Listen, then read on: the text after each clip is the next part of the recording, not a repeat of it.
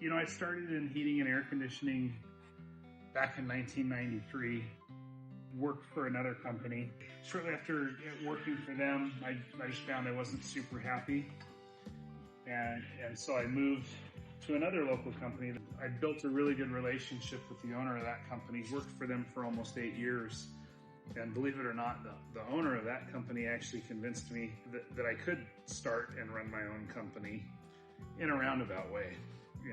And so I did leave that company, went out on my own, and started Young's Heating and Cooling. And I'm still friends with that person to this day. I still look at him as a mentor. To begin with, we didn't have a lot of money, so I started working from home. We built a small shop at home, and we started our business there. And as things grew, I was able to get my wife involved in the business. Then later on, friends and family got involved. Some of my first employees were some of my friends, and then my brother-in-law. And then later on, as he got older, one of my sons, who's still involved in the business today. The single biggest asset we have are our people. It's our team. Without the people, we couldn't get anything done.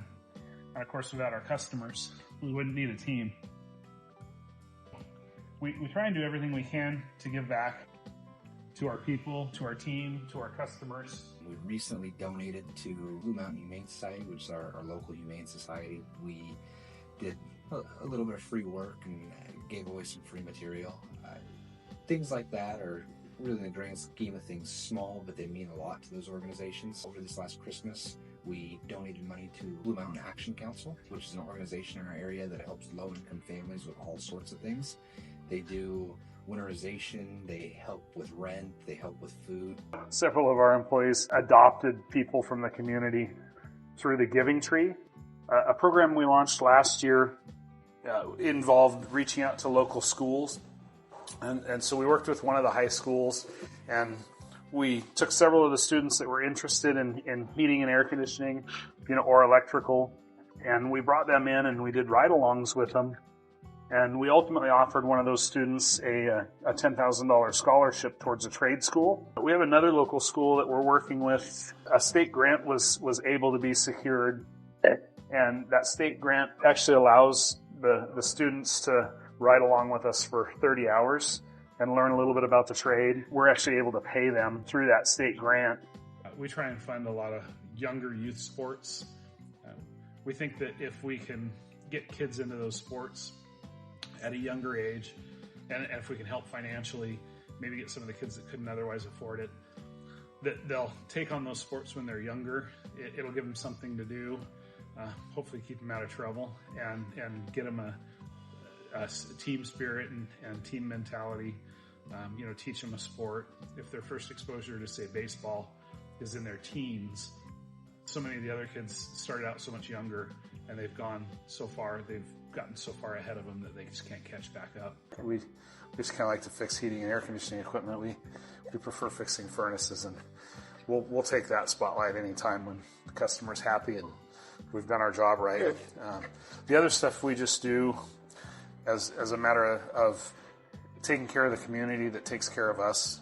We wouldn't be here if it wasn't for all those people, and it's the least we can do to give back. Our employees, like I've said before, are... Hey, Eric, don't forget this filter. Hey, thank you. We'll get that delivered. So our employees, like I've said before, are one of our single biggest assets. So we try and take care of them. Without our employees, we wouldn't really have a business anymore. What we've done here with our culture is a little bit different. So as far as our employees are concerned, we do a lot of different things to make sure that we're finding and retaining key and valuable employees. We do things like profit share for every single one of our employees. We ensure that everyone is getting a living base wage to be able to make good income for the area, and then getting profit share on top of that when we have profit to share. We take and we give all benefits, from health, dental, vision, to a matched retirement account, sick time off, paid, vacation time off, paid. I mean, we're giving a typical white-collar benefits package in a blue-collar industry. We know that everybody spends more time here with us than they do with their family. And we know that what we do is not always fun. It's crawl spaces, it's attics, it's hard manual labor. And we wanted to make sure that we gave everybody the opportunity to have fun when we can. We do things now outside of work, like recently we had a music festival in town that had a demolition derby attached to it, and we bought box seats for all of our employees to be able to have a fun night out with their family. We do, annual fishing trips. We take and we do monthly breakfasts and lunches with the whole crew. We do all of these things to continue to show our appreciation, because these are the people that really keep the business going. We can sell all the work in the world. We've got a great product behind us, but if we don't have the people to do the work, it won't get done. I've been asked before, why the awards are so important to us, why I put so much value, into the awards that our company's won over the years, the Circle of Champions, the Medal of Excellence, the different sales awards. And for us, they're kind of like a goalpost. Bryant and Rifco, as factory authorized dealers, they put together some really, really good programs. And those programs come from some really smart people. And when you look at the things that you need to do to score points as a dealer or to win those awards, they're all things that are going to make your business more successful. So we try really hard to focus on those things. We take advantage of the trainings that our distributors make available to us. We're always on a constant search for education. How can we be better at our craft? How can we be better at our business? This year was our first year as a Medal of Excellence winner. It was our third year of Circle of Champions. And we look forward to hopefully many more years of Medal of Excellence, maybe someday a Pinnacle Award.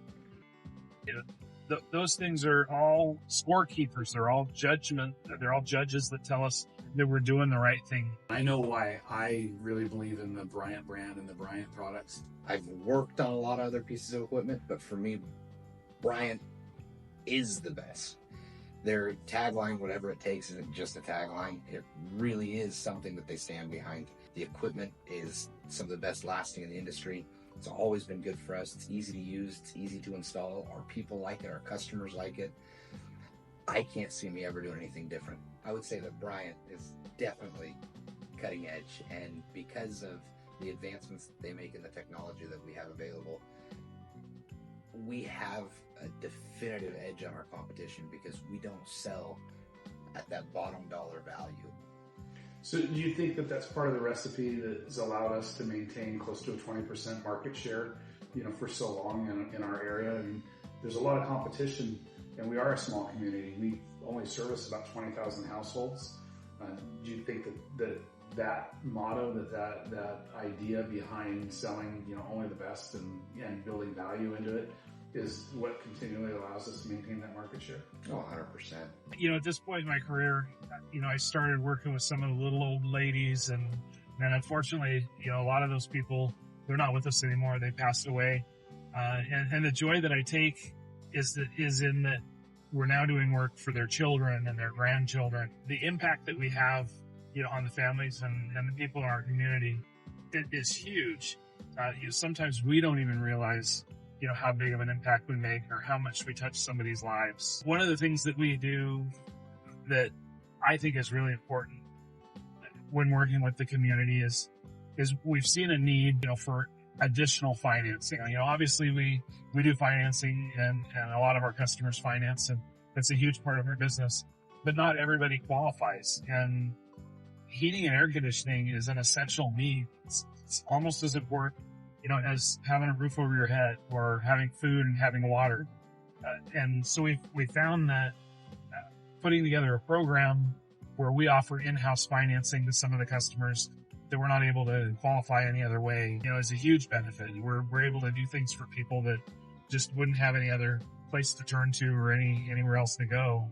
For us, after 20 years, we still feel like the only place we really have to go is up. We tried for a long time to be the best, and we realized that we were better off being a little bit different.